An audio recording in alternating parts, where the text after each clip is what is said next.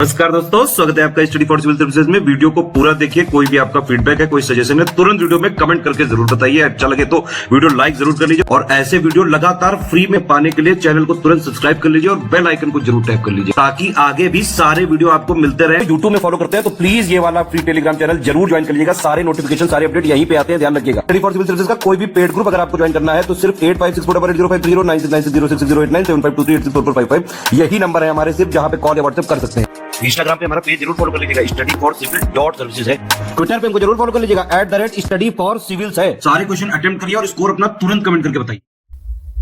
दोस्तों नमस्कार, study for civil services में आप सभी का स्वागत है। इस पर्टिकुलर वीडियो सीरीज में हम आरओ की जो पेड क्विज है उसको देख रहे हैं। समय आपके पास एग्जाम में बहुत कम बचा है, ठीक है। लगातार पढ़ते रहिए, इस सीरीज को फॉलो करें, काफ़ी एक्सपेक्टेड क्वेश्चन है ये सब, ठीक है। और अभी भी आप हमारे साथ जुड़ करके अपने सिलेक्शन को इंश्योर करना चाहते हैं तो 908 पेजेस का जो मटेरियल है उसमें एडमिशन ले सकते हैं, ठीक है। डिस्क्रिप्शन बॉक्स में कॉन्टैक्ट डिटेल्स हैं, आप उस पर कॉन्टैक्ट करके एडमिशन ले लीजिएगा।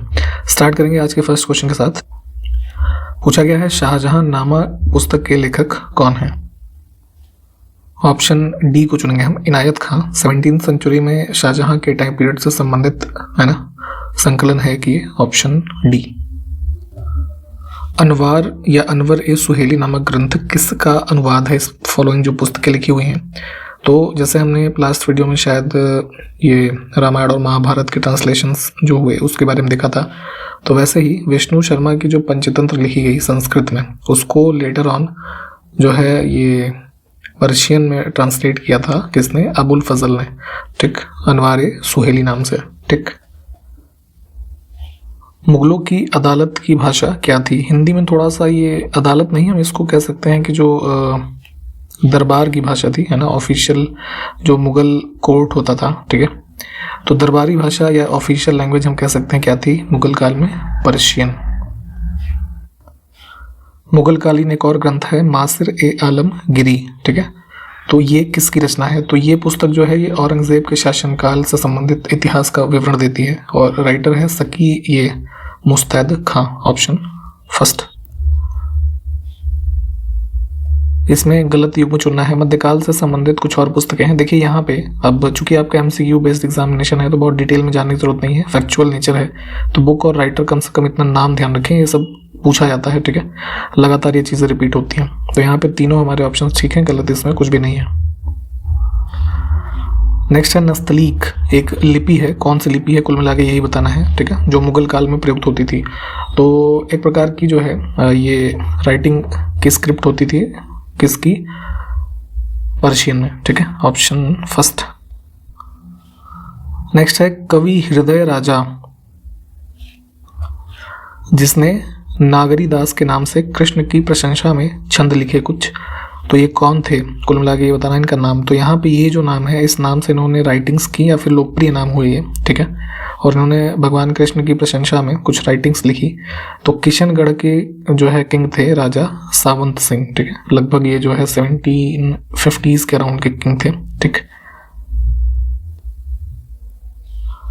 संगम राज्य पांड्य की राजधानी इसमें से कौन सी थी, ठीक है। तो कैपिटल मदुरई। किस ब्रिटिश अधिकारी के गोली चलाने के आदेश के परिणाम स्वरूप जलियांवाला बाग हत्याकांड हुआ था? आप जानते हैं जलियांवाला बाग मैसेकर 13 अप्रैल 1919, ठीक है। तो अमृतसर में जो है जलियांवाला बाग में लोग एकत्रित थे रॉलेट एक्ट के विरोध में, ठीक है। और इसी में जो है 2 लोगों की गिरफ्तारी हो गई थी, है ना, डॉक्टर सत्यपाल और सैफुद्दीन किचलू, है ना। तो लोग प्रोटेस्ट कर रहे थे यहाँ पे। तो क्या हुआ कि इसमें जो है जो ब्रिटिश अधिकारी था ये रेजिनाल्ड डायर इसका पूरा नाम था, ठीक है। तो इसी के आदेश पे जो है लोगों ने, सिपाहियों ने गोली चलाई और बहुत सारे लोग जो है मारे गए। तो ये जो है यहाँ पे डी ऑप्शन करेक्ट है। निम्नलिखित में से कौन भारत रत्न, जो कि भारत का सबसे हाईएस्ट सिविलियन ऑनर है, उससे सम्मानित होने वाले पहले संगीतकार थे, ठीक है। तो जो है MS सुब्बुलक्ष्मी, इनको मिला था 1998 में, ठीक है। कौन थी ये? फेमस एक कार्नेटिक सिंगर थी, ठीक है, मदुरई से संबंधित। अर्थशास्त्र में वर्णित निम्नलिखित अध्यक्षों तथा उनके कार्य के संबंध में गलत युग्म हमें चुनना है यहाँ पे, ठीक है। अर्थशास्त्र ये बुक जानते हैं आप, कौटिल्य के द्वारा लिखी गई, और ये बुक जो है नाम से कंफ्यूज नहीं होने का है, यहाँ पे एडमिनिस्ट्रेशन की पुस्तक थी, ठीक है। तो इसमें जो है कई चीज़ों के बारे में मेंशन किया गया। तो यहाँ पे हम देखते हैं ऑप्शंस को। पहले इसमें गलत है ऑप्शन बी, यहाँ पे थोड़ा इंग्लिश में ट्रांसलेशन गलत है। जैसे अब हिंदी टर्म जो है ना, तो उसको इसी हिसाब से याद कीजिएगा इंग्लिश में भी, ठीक है। तो मुद्राध्यक्ष टकसाल यानी कि जो मिंट होती थी उसका हेड नहीं होता था। अन्य ऑप्शंस ठीक है यहाँ पे। देखिए ह्यूमन डेवलपमेंट इंडेक्स रिपोर्ट, ये सब के बारे में आप जैसे वर्ल्ड लेवल पे पढ़ते हैं, तो भारत में एक राज्य ने सबसे पहले 1995 में इसकी कैलकुलेशन की थी, तो ये कौन सा राज्य था, ठीक है। तो जो है ये स्टार्ट किया था मध्य प्रदेश ने, ऑप्शन फर्स्ट। सर्वोच्च न्यायालय यानी कि सुप्रीम कोर्ट के न्यायाधीश के रूप में नियुक्त हुए व्यक्ति को अपने कार्यालय में प्रवेश करने से पहले इसमें से किनके समक्ष, यानी यहाँ पे टर्म होना चाहिए, उनके समक्ष एक शपथ या फिर प्रतिज्ञान करना और सदस्यता लेना होता है, ठीक है। तो कुल मिला के बात ये हो रही है कि इनको जो है ओथ या अफर्मेशन जो होती है ये सब कौन कराता है, तो प्रेसिडेंट ऑफ इंडिया, ठीक है।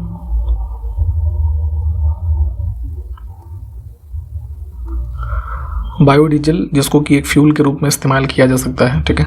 तो इनमें से किनके द्वारा इसका उत्पादन हो सकता है, ठीक है। तो ये जो है हमारी कुछ कह लीजिए प्लांट्स हैं, पोंगैमिया, जट्रोफा, सनफ्लावर, कैनोला, इन सब से बायोडीजल उत्पन्न कर सकते हैं। निम्नलिखित में से कौन सा घास का मैदान न्यूजीलैंड में पाया जाता है, ठीक है। तो ग्रासलैंड्स विश्व में, ये अक्सर यूपीपीएससी का फेवरेट टॉपिक ये भी है, पूछते हैं, ठीक है। इसकी लिस्टिंग पढ़िएगा। डाउन्स जैसे हम पाते हैं कहाँ पे, ऑस्ट्रेलिया में। पंपास, ठीक है, ये साउदर्न अमेरिकन रीजन में। कैंटरबरी न्यूजीलैंड में पाया जाता है, ठीक है। वेल्ड जैसे अफ्रीकन रीजन में। इसमें देखिए संवैधानिक पदों का हमें चयन करना है। 4 ऑफिसेस हैं। तो सॉलिसिटर जनरल बेसिकली एक सबॉर्डिनेट ऑफिसर होता है किसका, अटॉर्नी जनरल ऑफ इंडिया का, ठीक है। तो ये ऑड हो जाएगा, ये स्टेट्यूटरी हो गया। CAG attorney general, advocate general in a state, ये सब हमारे कॉन्स्टिट्यूशनल बॉडीज हैं। निम्नलिखित में से किस प्रकार के कोयले में कार्बन की मात्रा सबसे अधिक होती है, ठीक है। तो देखिए सबसे ज़्यादा जो ये कोयले की मात्रा है कार्बन की, सॉरी, ठीक है, तो ये होती है एंथ्रासाइट में, ठीक है। इसलिए इसको जो है हार्ड कोल भी कई बार कहा जाता है, ठीक। और जैसे पीट में होता है लगभग 60% या उससे कम, लिग्नाइट में करीब 60 से 70% है ना। तो इस तरीके से होता है, ध्यान रखेंगे। इसमें एंथ्रासाइट में हमारा जो है ये करीब मतलब मोर देन 85 to 95%। देखिए ISFR रिपोर्ट जो आती है, India state of forest report, तो 2 साल पे आती है। तो अभी लास्ट 2021 में ही थी, तो 2 साल तक डेटा इसका अवेलेबल था। अभी by end of this year जो है ये रिपोर्ट नई आने वाली है, ठीक है। तो इसके अनुसार भारत के किस राज्य में बांस का सर्वाधिक क्षेत्र है। 2021 में जो आंकड़े आए थे उसमें सर्वाधिक क्षेत्र था मध्य प्रदेश में। उच्च न्यायालय के एक न्यायाधीश किसको अपने इस्तीफे को संबोधित करेंगे। तो हाई कोर्ट के कोई भी जज जो है अगर वो रिजाइन करना चाहते हैं, ठीक है, तो वो रिजिग्नेशन देंगे भारत के राष्ट्रपति को। भारत सरकार ने इसमें से किस वर्ष में एक राष्ट्रीय मैंग्रोव समिति की स्थापना की। जो मैंग्रोव के क्षेत्र आप देखते हैं, पढ़ते हैं ना, जैसे भारत में हम सुंदरबन डेल्टा के रीजन में मैंग्रोव का एरिया देखते हैं, ठीक। तो इसकी स्थापना की गई थी किस वर्ष में, ये बताना है। और इन्होंने मतलब इसका मैंग्रोव समिति का कार्य क्या है, तो भारत सरकार को मैंग्रोव के संरक्षण और विकास के बारे में सलाह देना, ठीक। तो 1976 में ये मैंग्रोव कमेटी बनी थी, ठीक है, एनवायरनमेंट और जो हमारा फॉरेस्ट वाला मिनिस्ट्री है उसके द्वारा।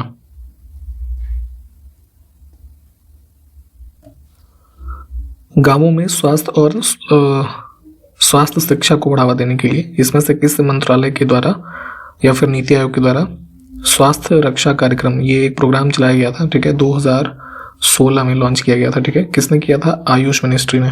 आयुष का फुल फॉर्म कोई बताएगा, कमेंट करिए जरा। इस ऑप्शंस में से रासायनिक परिवर्तन का उदाहरण हमें चुनना है, ठीक है, केमिकल चेंज। तो पानी का वाष्पीकरण फिजिकल चेंज हुआ, ठीक है। बर्फ का पिघलना भी वही है, मिक्सचर ऑफ सैंड, ये भी वही है। लोहे का क्षरण जो होगा, ठीक है, कोई लोहे की रॉड जो है मान लीजिए खुले में रखी है, ऑक्सीडाइज होकर के उस पर रस्टिंग हो जाएगी, तो ये उसका केमिकल प्रॉपर्टी में ही तो चेंज हुआ। एजेंडा 21 ठीक है, रियो शिखर सम्मेलन 1992 का एजेंडा 21 किससे संबंधित है? तो आपको पता है कि जो है ये United nation conference on environment and development, इनके द्वारा जो ये कॉन्फ्रेंस होती है 1992 में, ठीक है, ब्राज़ील रियो डी जनेरियो में, तो वहाँ पे एजेंडा 21 जो है इसको मतलब इसको साइन किया गया था। लगभग जो है कुल इसमें 178 कंट्रीज थी, ठीक, और ये संबंधित किससे डॉक्यूमेंट? हमारे सस्टेनेबल डेवलपमेंट, ठीक है। दर्पण परियोजना इसमें से किससे संबंधित है? तो जो है एक मतलब संबंधित है, ये रूरल पोस्टल डिपार्टमेंट्स हैं या पोस्ट ऑफिसेज हैं, ठीक है, उनको मॉडर्नाइज करना है, ठीक है, किस विधा में? आईटी, ठीक। तो जैसे पहले ये सब ऑफलाइन मोड में चीज़ें होती थी, तो इसी को जो है टेक्नोलॉजी में जो रूरल हमारे पोस्टल ऑफिसेज हैं इसके लिए ये परियोजना चलाई गई थी, दर्पण। देखिए, ऐसा तत्व जिसके के परमाणु जिनकी परमाणु संख्या समान लेकिन द्रव्यमान संख्या भिन्न हो, क्या कहलाते हैं? तो देखिए, ये होता है बेसिकली हमारा आइसोटोप। इसमें क्या है कि परमाणु संख्या समान होगी, द्रव्यमान संख्या भिन्न होगी। जैसे एग्जांपल के तौर पे कार्बन 12, कार्बन 13, कार्बन 14, है ना, ये क्या है हमारे? ये आइसोटोप्स हैं आपस में, ठीक है। आइसोबार क्या होते हैं? आइसोबार में जो है एटॉमिक नंबर जो है वो डिफरेंट होता है, बट जो एटॉमिक मास है वो सेम है, ठीक है। और क्या बच गया? आइसोटोन। आइसोटोन में क्या होता है कि दोनों चीज़ें अलग होती हैं, ठीक है, मतलब एटॉमिक मास भी डिफरेंस होगा दोनों में जो तत्व हमारे पास होंगे, और एटॉमिक नंबर भी, ठीक है। तो फिलहाल यहाँ पे क्या पूछा गया था कि परमाणु संख्या समान लेकिन द्रव्यमान संख्या भिन्न, तो ये हो गया आइसोटोप। अम्लीय वर्षा का पीएच मान कितना होता है? तो अम्लीय वर्षा जब होगी तो क्या होगी? देखिए, पीएच स्केल हम जो पढ़ते हैं 0 से 14, तो 7 पे न्यूट्रल है, ठीक है। 7 से ऊपर जाएंगे तो बेसिक हो जाएगा, 7 से कम आते हैं तो एसिडिक मात्रा बढ़ती जाती है, ठीक है। तो 7 से कम जो होंगे वैल्यू वही pH1 होगा इसका एसिड रेन का, ठीक है, क्योंकि एसिडिक इन नेचर है ना। तो लेस देन 7। स्वतंत्रता के बाद भारत के सर्वोच्च न्यायालय की उद्घाटन कार्यवाही यानी कि जो पहली प्रोसीडिंग है ना, इनॉग्रल प्रोसीडिंग हुई, वो डेट कब है? तो ये डेट्स काफ़ी इंपॉर्टेंट होती हैं। देखिए, सुप्रीम कोर्ट के ऑफिशियल एग्जिस्टेंस की जो डेट है आफ्टर इंडिपेंडेंस वो मानी जाती है 26 जनवरी 1950। इसको ध्यान रखना है, इंपॉर्टेंट है।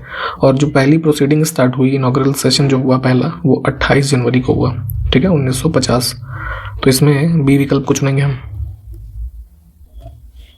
नरसिंह वर्मन प्रथम, जिन्हें मामल्ल के नाम से भी जाना जाता है, किस राजवंश से संबंधित थे? तो ये जो है Pallav, option C. The problem of the rupee, its origin and its solution, इस पुस्तक के लेखक का नाम बताना है। तो ये भीमराव अम्बेडकर जी ने लिखी थी पुस्तक, ऑप्शन डी। जून 2023 की स्थिति के अनुसार भारतीय संविधान में कितने मौलिक कर्तव्य, फंडामेंटल ड्यूटीज, तो भाग 4A आर्टिकल 51A में कुल अभी कितनी हमारी फंडामेंटल ड्यूटीज हैं? 11, ठीक है, बी को चुनेंगे। देखिए, मुद्रा योजना भारत सरकार ने लॉन्च की थी, तो उसमें जो है एम जो है इसका फुल फॉर्म क्या होगा ये बताना है, ठीक है। तो माइक्रो लोन्स है ना, एक तरीके से कुछ कंसेशनल रेट्स पे प्रोवाइड कराने वाली स्कीम है मुद्रा योजना। लॉन्च हुई थी अप्रैल 2015 में, इस डेट को भी याद रखना है, 8 अप्रैल। और फुल फॉर्म इसका मुद्रा का था micro units development and refinance agency.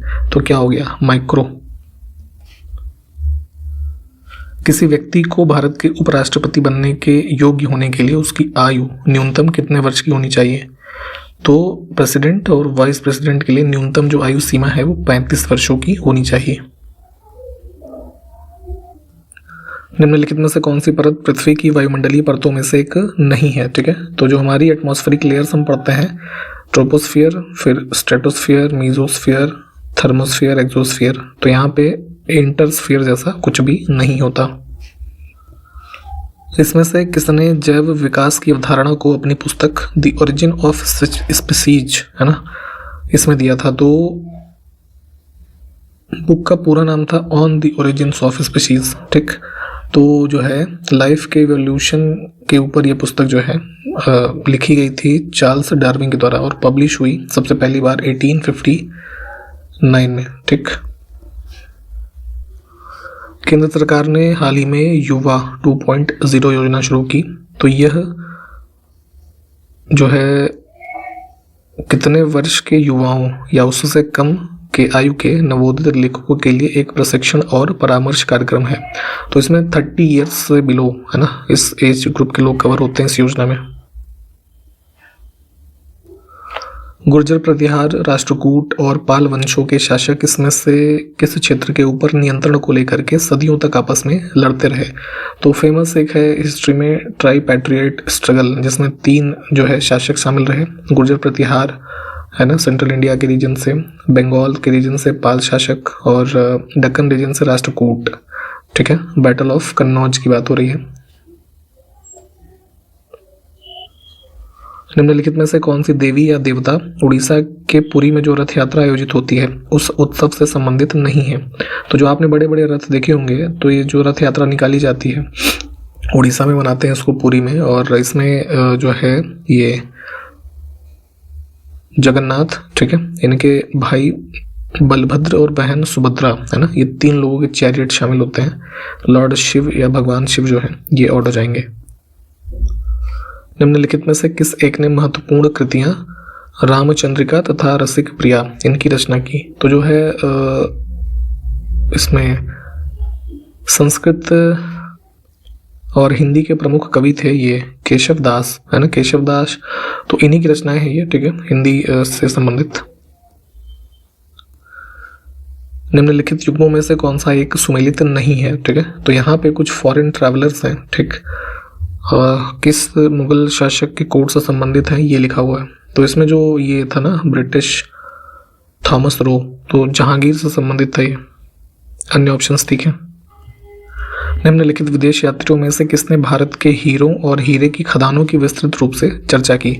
तो जीन बैप्टिस्ट टैवर्नियर है ना, ये एक ट्रैवलर था और इसने अराउंड 1675 में बुक लिखी थी, उसमें चर्चा की थी उसने जो है डायमंड और डायमंड माइंस के इंडिया के। ब्रिटिश भारत में निम्नलिखित राष्ट्रीय नेताओं में से किसको grand old man of India ये कहा जाता था। तो ये जो है दादा भाई नौरोजी। देखिए सेंसस 2011 वाला ही पढ़ना है, तो उसी में एक क्वेश्चन है कि किस केंद्र शासित प्रदेश की साक्षरता दर सबसे अधिक रही। तो इन ऑप्शंस में से जो है ये लक्षद्वीप और दमन द्वीप है ना, इसको चुनेंगे। यकृत, दूध, अंडे, मछली, इन सभी जो खाद्य पदार्थ हैं इसमें पाया जाने वाला जल में घुलनशील विटामिन कौन सा है जो शरीर को की रक्त और तंत्रिका कोशिकाओं को स्वस्थ रखने में मदद करता है। तो बात हो रही है जो है कोबालमिन की, विटामिन B12। संविधान का कौन सा अनुच्छेद यह परिभाषित करता है कि मौलिक कर्तव्य केवल भारतीय नागरिकों के लिए हैं न कि विदेशियों के लिए। तो जो है ये वही आर्टिकल 51 है।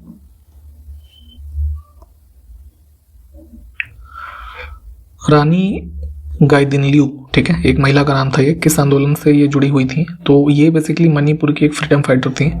और देखेंगे तो ब्रिटिश शासन काल में जो है जोडनांग और एक ये हरेका मूवमेंट जो था ब्रिटिशर्स के अगेंस्ट, इसमें शामिल रही है। ऑप्शन बी को चुनेंगे।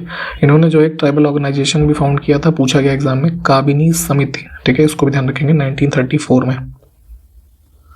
विश्व स्तर पर चावल के उत्पादन में भारत का स्थान क्या है वर्ष 2022 तक की स्थिति के अनुसार। तो एज ऑफ 22 था सेकंड पोजीशन, फर्स्ट पे चाइना था। ठीक है, अभी दिसंबर आने मतलब खत्म होने वाला है। अब बताइए 2023 में क्या स्थिति है, जरा ये कमेंट करके बताइए।